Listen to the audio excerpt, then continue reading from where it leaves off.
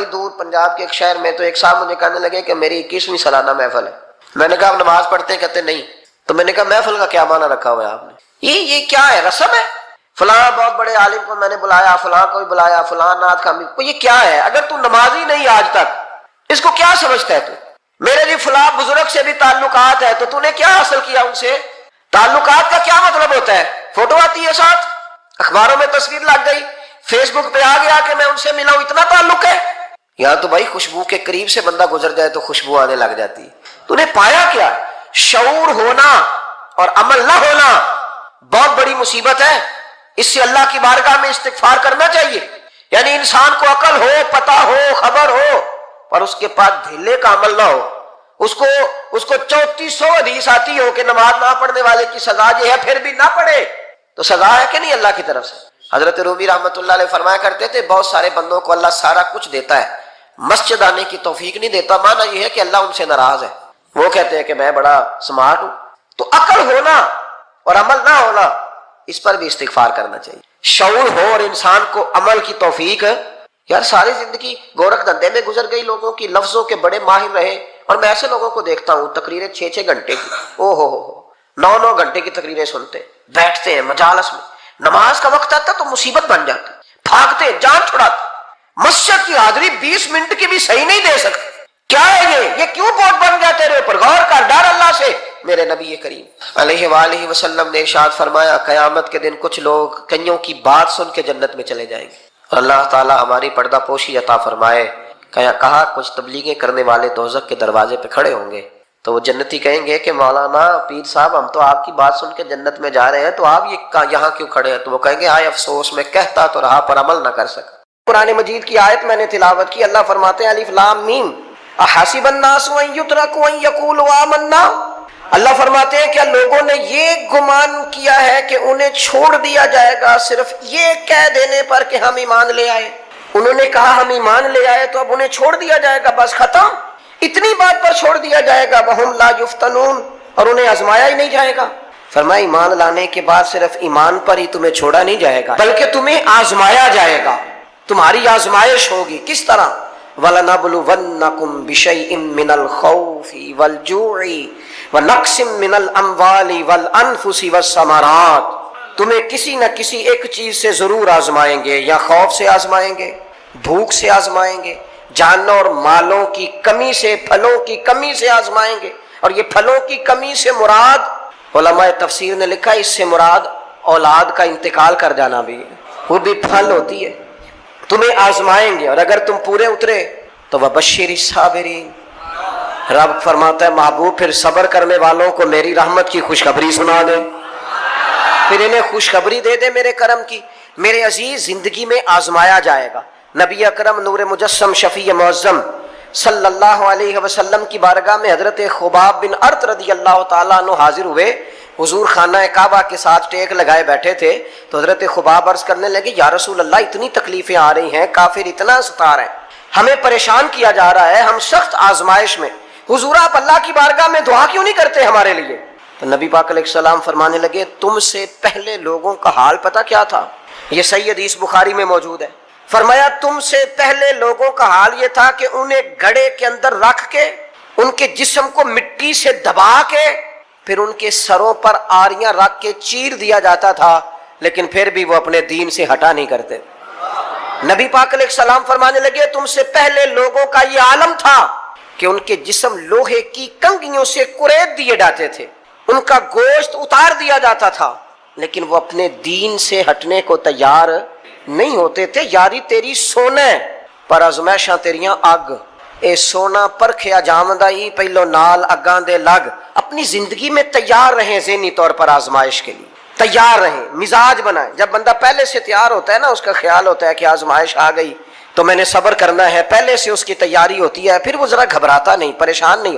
ہم تیار نہیں ہیں ذہنی طور پر۔ ہر بندے کو سکھ چاہیے، ہر بندے کو، بلکہ ہمارے ہاں تو لوگ کہتے ہیں مرید ہو رہا ہوں تاکہ میری طرف تکلیف کوئی نہ آئے۔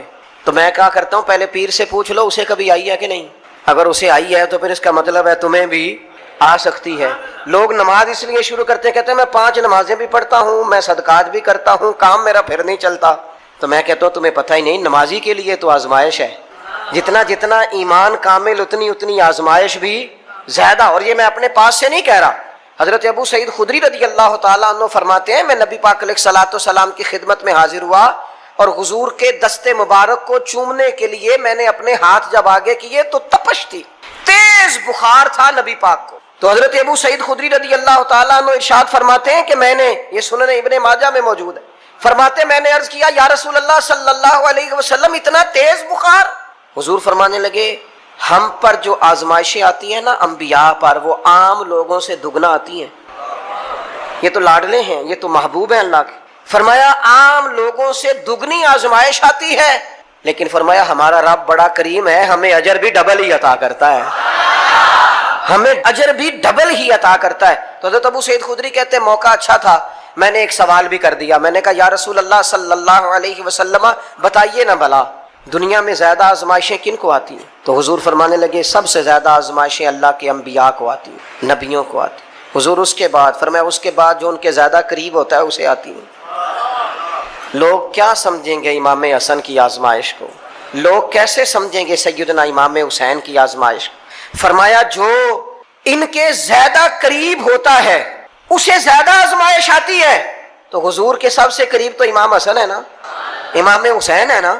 تو کیا سمجھتا ہے قربت بس نسبت کے اظہار کا نام ہے اور بڑے لطف کے ساتھ زندگی گزارنے کا نام ہے؟ تو نبی پاک علیہ الصلوۃ والسلام نے فرمایا بات بڑی مزے کی ہے, فرمایا پھر اللہ کے بعض بندے تو ایسے ہوتے ہیں جنہیں اللہ فقر میں مبتلا کر دیتا ہے. فرمایا ان کے پاس صرف ایک چادر رہ جاتی ہے, اتنا فقر ان کے پاس آتا ہے. لیکن جو حدیث کے آخری لفظ ہے نا وہ وجد والے ہیں, وہ وجد والے ہیں, وہ سرور والے ہیں. ہمارا یہ مزاج ہوتا ہے کہ میٹھا میٹھا کھا جاؤ اور ذرا کڑوا آ جائے تو سویرے بھی رو شام بھی رو, حال ہی کوئی نہیں, غریبی بڑی, پریشانی بڑی, حضرت صاحب گھر سے بیماری جاتی نہیں.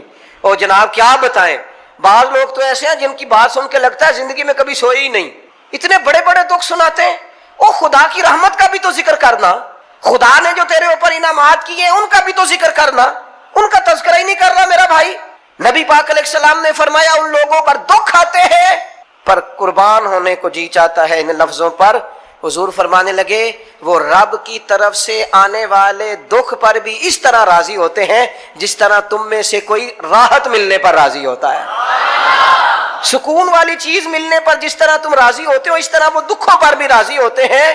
دکھ قبول محمد بخشا, دکھ قبول محمد بخشا, پر ایک شرط لگائی چھوٹی سی میاں صاحب نے, انہوں نے کہا 100 دفعہ قبول ہے, دکھ 100 دفعہ قبول, دکھ قبول محمد بخشا پر راضی رہن پیارے. یہ شرط یہ ہے کہ تو راضی رہ, تو راضی رہ, دکھ قبول محمد بخشا, راضی رہن پیارے. اور حضرت سلطان صاحب کہنے لگے ایسا کیتی ہے جان حوالے رب دے, ایسا عشق کمایا ہے اسی مرن تو پہلو ہی مر گیا, باہو تا مطلب نو پایا ہے. ہم نے تو پہلے سے ہی نتیجہ نکال دیا ہے. تو سکون ڈھونڈنے نکلا ہے, تو چاہتا ہے زندگی میں آرام مل جائے.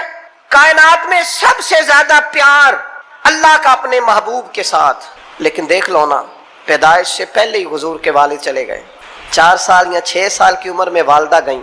8 سال کی عمر تھی, محبوب کے دادا کا جنازہ اٹھا تو محبوب پیچھے پیچھے جنازے کے جا رہے.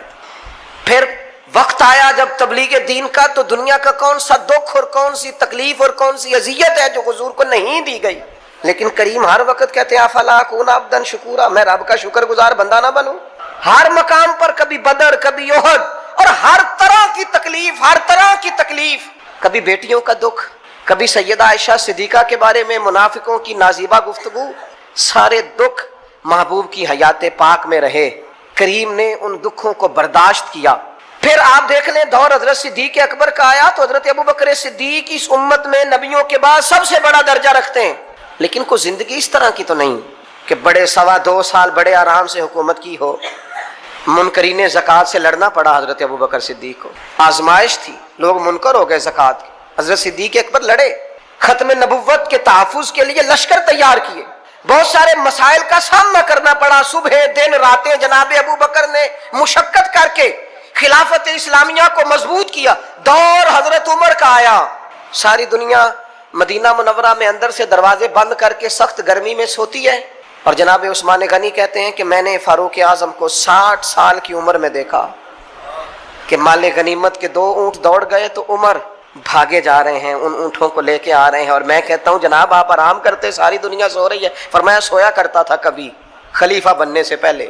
عمر کسی غلام کو کہہ دیتے، چونکہ پیار تھا نا، یارانہ تھا نا، حضرت عثمان بڑے محبت سے کہتے ہیں، امیر المومنین کسی غلام سے کہتے ہیں اگر مال غنیمت کے اونٹ چلے گئے تھے تو لے آتا۔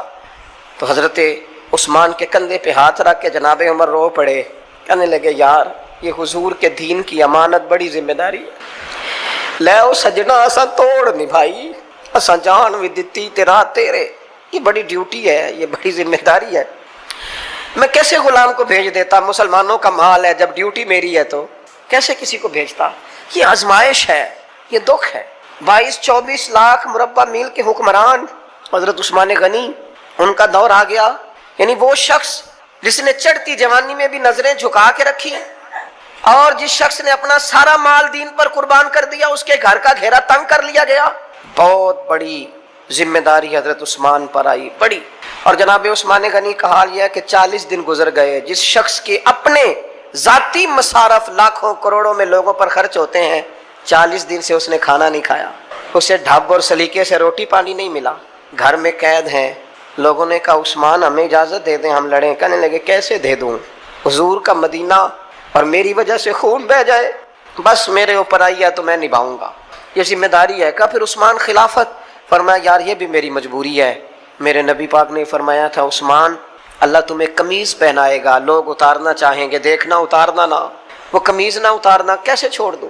حضرت عثمان بھی شہید ہو گئے، جناب عمر بھی شہید ہو گئے، حضرت علی المرتضیٰ شیر خدا، وہ کیا 9-10 سال کی عمر سے حضور کے ساتھ چلے، ہر غزوے میں، ہر میدان میں، ہر جہاد میں، ہر جگہ آگے آگے، ان لوگوں نے دین سے نفع نہیں لیے۔ حضرت علی المرتضیٰ شیر خدا تو کوفے کی جامع مسجد کے پاس کھڑے ہو کے کہتے تھے میری کوئی بندہ زیرہ خرید لے، امیر المومنین کہہ رہے ہیں میری طامت زیادہ پھٹ گئی ہے، اب تو پیوند لگنے کی جگہ بھی کوئی نہیں بچی، یہ زیادہ پھٹ گئی ہے، اگر مزید پیوند لگ سکتے ہوتے تو میں زیرہ نہ بیچتا، یہ میری زیرہ کوئی خرید لے، کوئی خرید لے زیرہ۔ حضرت مولا علی شیر خدا 63 سال کی عمر مبارک، اور جب کوفے میں آپ کو خنجر لگا، زخم لگا، تو لوگ بیٹے کو بلاتے ہیں، آواز دیتے ہیں، لیکن جناب شیر خدا مولا علی مرتضیٰ مشکل کشا العطا حضرت علی المرتضیٰ شیر خدا زیر لب ہلکا سا مسکرائے، ادھر دیکھیے گا، اور مسکرا کے پتہ کیا فرمانے لگے، کہنے لگے فزت برب الکعبہ، لو بھائی کعبے کے رب کی قسم علی کامیاب ہو گیا ہے، کامیابی مل گئی۔ آج بات امام حسن کی آئی، امام حسن کو زہر دیا گیا، انتڑیاں نہ کٹ کٹ کے باہر گر رہی، اس شہزادے کی جس نے حضور کی گود میں عمر گزاری، محبوب کے کندھوں پہ رہنے والے حسن ابن علی، جناب امام حسین حاضر بارگاہ ہوئے تو ہاتھ پکڑ کے بھائی کا چوم کے رو پڑے، بھائی پیارے بھی تو بڑے ہوتے ہیں نا، بڑے پیارے ہوتے ہیں، اور ان لوگوں کا منصب بڑا انوکھا ہے، شدید تکلیف ہے۔ تو امام حسین کہتے ہیں میرے بھائی حسن بتائیے آپ کو زہر کس نے دیا، رو کے پوچھتے ہیں، بھائی کا ماتھا چوم کے امام حسن رو پڑے، کہنے لگے حسین میری مجبوری ہے، میں تمہیں نہیں بتاؤں گا۔ کہا کیوں؟ فرمانے لگے اس لیے کہ اگر وہ نہیں جس پر مجھے شک ہے تو پھر کسی بے گناہ کا نام کیسے لے دوں، اور اگر وہی ہے نا جس پر مجھے شک ہے تو پھر میں تمہیں نہیں بتاؤں گا، میرا رب بڑا بہتر انتقام لینے والا ہے، پھر بھی نہیں بتاؤں گا، کیا کروں، کیسے بتا دوں، مصطفیٰ کا نواسا ہوں، میں پڑھتے ڈالنے والی ماں کا بیٹا، میں شیر سے زیادہ جگر رکھنے والے علی کا پتر، میں کیسے بات کر دوں، بس زخم پہ زخم کھا کے جی، خونے جگر کے گھونٹ پی، اور سجنا آہ نہ کر لبوں کو سی، یہ عشق ہے کوئی دل لگی نہیں۔ میرے نبی پاک صلی اللہ تعالیٰ علیہ وآلہ وسلم نے ارشاد فرمایا اللہ تعالیٰ دین میں جو لوگ سخت ہوتے ہیں نا ان پر مشکلیں بھی سخت ڈالتا ہے۔ یہ حدیث پاک آپ کو مسند امام احمد بن حنبل میں ملے گی، ابن ماجہ ترمذی میں ملے گی۔ فرمایا جتنا کوئی دین میں سخت ہوتا ہے اتنی اس کی مشکلات بھی سخت ہوتی ہیں، اور جتنا کوئی نرم ہوتا ہے اتنی اس کی مشکل بھی تھوڑی ہوتی ہے۔ حسین ابن علی بڑے سخت تھے نا دین میں، جاندار تھے نا دین کے معاملے میں، اللہ نے مشکل ڈالی، امام علی مقام کی باری آئی، بڑی منت کی حضرت عبداللہ ابن عمر نے، رو کے کہا حسین نہ جاؤ، تو امام حسین رضی اللہ تعالیٰ عنہ نے فرمایا نہیں اب میری ڈیوٹی لگی ہے تو جانا تو میں نے ہے نا، ذمہ داری تو پوری کرنی ہے۔ امام علی مقام رضی اللہ تعالیٰ عنہ نے اس ساری مشقت کو دیکھا۔ گھر چھوڑنا بڑا مشکل کام ہے، گھر چھوڑنا، وہ جہاں انسان رہا ہوتا ہے نا والدین کے ساتھ، جہاں وقت گزارا ہوتا ہے، کبھی بندہ بوڑھا بھی ہو جائے تو خوابیں اپنے پرانے مکان کی آتی ہے، خواب بھی کبھی آئے نا تو وہیں گھومتا انسان اپنے آپ کو پاتا ہے۔ لیکن امام حسین نے کہا کہ بس اب وقت آیا ہے تو اب یہ چھوڑنا ہے۔ ہم نہ قربانی دیے بغیر پاس ہونا چاہتے ہیں، ہم کوئی مشقت سہے بغیر نمبر لینا چاہتے ہیں، ہم کوئی کام کیے بغیر رتبہ پانا چاہتے ہیں، ایسا ہوتا نہیں نا، یہ ممکن نہیں۔ آپ تاریخ پڑھے نا انبیاء کی، حضرت نوح علیہ السلام نے 950 سال محنت کی ہے، اور میں سورہ ہود دیکھتا ہوں تو میں وہ انداز دیکھتا ہوں جس طرح کفر ان سے بات کرتا تھا۔ بڑی جدوجہد کی حضرت نوح نے، لیکن پتہ ہے دکھ اس سے بڑا کیا دیکھا؟ اپنا بیٹا ہی کافر ہو گیا۔ مالک امتحان ڈالتا ہے تو بڑے بڑے، اور حضرت نوح نے اپنے بیٹے کو ڈوبتے دیکھا، کہا مالک میرا بیٹا، فرمایا نہیں یہ تیرا ہے ہی نہیں، تیرے طریقے پر نہیں تو تیرا کیسے ہوگا؟ کسی کی نسل کہلانے کے لیے تو اس کے عقیدے پر ہونا ضروری ہے، تیرا نہیں۔ حضرت نوح نے مشقت دیکھی۔ واتخذ اللہ ابراہیم خلیلا، ابراہیم اللہ کے پیارے ہیں نا، لیکن زندگی پوری پڑھ کے دیکھ لو، ساری کی ساری مشقت مصائب سے بھری ہوئی، آزمائشوں سے لدی ہوئی۔ کبھی انہیں قوم آگ میں ڈالتی ہے، اور کبھی 86 سال عمر ہو گئی تو اولاد کوئی نہیں، اور دعا مانگ کے رب بیٹا وہ دیتا ہے جس کی پیشانی میں نور محمدی چمکتا ہے۔ اچھا پہلے دیا نہیں، اب دیا، فلما بالغا ماہ سعیا، اور جب وہ ذرا ساتھ چلنے کے قابل ہو گیا، ہر بندہ کہتا نہیں منون خیر ہے میرا پتر جوان ہو گیا ہے، جب وہ بیٹا ساتھ چلنے کے قابل ہوا تو فرمایا ذبح کرو نا ذبح۔ تھوڑی دیر کے لیے دل پہ ہاتھ رکھ کے بتاؤ، اور بچے کو بخار چڑھ جائے تو نیند نہیں آتی، مائیں منتیں مانگتی پھرتی ہیں، روتے پھرتے ہیں باپ، بچے کی طبیعت ٹھیک نہیں، فقط بیمار ہے، اور جسے یہ کہا جائے ذبح کر، جناب ابراہیم تیار ہو گئے اور بیٹے کو ذبح کر دیا، چھری چلا دی۔ وہ تو مالک نے کہا کہ ابراہیم تم پر سلام ہو، تم نے اپنا خواب سچ کر دکھایا ہے۔ ساری زندگی دیکھیں نا آپ آزمائشوں سے بھری، ادھر آ جائے نا جناب ایوب ہیں، کتنے بیمار ہو گئے، کتنے بیمار ہو گئے، 12 سال گزر گئے طبیعت خراب کو، 8 دن کے بخار میں لوگوں کے شکوے، 12 سال بیت گئے تو قبول محمد بخشا، بس عرض اتنی ہے کہ راضی رہن پیارے۔ آپ دیکھیں نا جناب یعقوب پیارے ہیں نا اللہ کے، لیکن آدھی زندگی روتے گزر گئی بیٹے کی یاد۔ جناب یوسف پیارے ہیں نا، سونا بنا کے نا، اور باپ کا لاڈلا بنا کے نا، محبت پوری کرا کے، پیار پورا۔ یا بنی لا تقصص رؤیاک علی اخوتک فیکیدوا لک کیدا ان الشیطان للانسان عدو مبین۔ او میرے بیٹے بھائیوں سے بات نہ کرنا ورنہ وہ کچھ چال چلیں گے، شیطان آدمی کا کھلا دشمن ہے۔ اتنا دنیا میں پیارا بچہ اور اس وقت کوئی نہیں تھا جتنے جناب یوسف ہیں، پر یوسف کبھی بھائیوں کی مار کھائیں، کبھی کنویں میں جائیں، کریم کا کرم ہے نا، کنویں میں پھینکے تو بچا لیں، لیکن وہاں سے نکلے تو پھر وہ بکیں، پھر کبھی یہاں بکیں، کبھی مصر کے بازار میں بکیں۔ او یار تو غور تو کر، وہی جناب یوسف اللہ کے پیغمبر پھر جیل جائے، ساری تکلیفیں سہ کے فرمایا لو یوسف اب میں تمہیں مصر کا بادشاہ بناتا ہوں۔ آپ جس کی بھی تاریخ ٹٹول کے لائیں گے نا وہ آزمائشوں والی والا نبلونکم بشیء من الخوف، ہم ضرور تمہیں آزمائیں گے۔ امام حسین کی باری آئی، وطن چھوڑنا ہے حسین کو۔ امام علی مقام نے کہا کہ ہجرت کی تھی نا، حضور نے بھی وطن چھوڑا تھا۔ دور کھڑے ہیں نانا تیرے کرم کے خزینے کی خیر ہو، میں جا رہا ہوں تیرے مدینے کی خیر ہو۔ پھر حسین ابن علی وہاں سے نکلے، بچے ساتھ، ڈٹنا پڑا، بھوک پیاس، بچوں کا ساتھ، پھر بچوں کی شہادتیں، یہ ساری چیزیں انسان کو کمزور کر دیتی ہیں نا، لیکن جس کی شان بڑی ہوتی ہے اس کی آزمائش بھی بڑی ہوتی ہے۔ چھوٹی چھوٹی باتوں سے گھبرا جانے والی امت، ذرا ذرا سی بات پر پریشان ہو جانے والے لوگ، لڑکھڑاتے قدم، الجھے خیالات، بے چینیاں، بے قراریاں، بہتے آنسو، اور ہر وقت مظلومیت کا اظہار کرتی قوم اگر اپنے قدموں پہ کھڑا ہونا چاہتی ہے، امت اگر پھر سے امت سازی چاہتی ہے، امت اگر کھڑے ہو کے اور اللہ کی عطا پر راضی رہ کر اپنی زندگی گزارنا چاہتی ہے، ایک ہی فارمولہ ہے، اس قوم کو امام حسین کی سیرت سے آگاہ کر دو، اس امت کو نبی پاک کے شانوں والے نواسے کی عظمتیں بتا دو، یہ جو لوگ سہمے سہمے ڈرے ڈرے سے، پریشان سے، کمزور سے، غریبی کی بات کرتے، دیہاتی ہونے کی بات کرتے، سہمی سہمی باتیں کرتے، انہیں کہو ڈرو نا، وہ دیکھو پردیس میں حسین ابن علی تھوڑی دیر پہلے حضرت علی اکبر کی لاش مبارک اٹھا کے لائے ہیں اور لا کر کے خیمے میں رکھی ہے، لیکن انہیں پتا ہے کل بھی تو جانا ہے نا، انہیں پتا ہے نا کتنے کو سال جینا ہے، بالآخر جانا تو ہے نا۔ جس دھج سے کوئی مقتل میں گیا وہ شان سلامت رہتی ہے، اس جان کی کوئی بات نہیں، یہ جان تو آنی جانی ہے، موت بستر پہ بھی آ جایا کرتی ہے، لیکن جو میدانوں میں ڈٹ کے رہتے ہیں ان کو تاریخ ذرا زندہ رکھا کرتی ہے۔ کمزور زندگی نہ گزارو، ڈری ہوئی زندگی نہ گزارو، اور یہ کبھی نہ کہو ہائے حسین، ہم ہائے حسین والے نہیں، ہم واہ حسین والے ہیں۔ ہمارے بزرگوں نے ہمیں یہ سبق دیا ہے، ہم نے کہنا ہے واہ حسین، کیا کمال کر دی امام علی مقام نے، واہ حسین آپ کی عظمت پہ قربان۔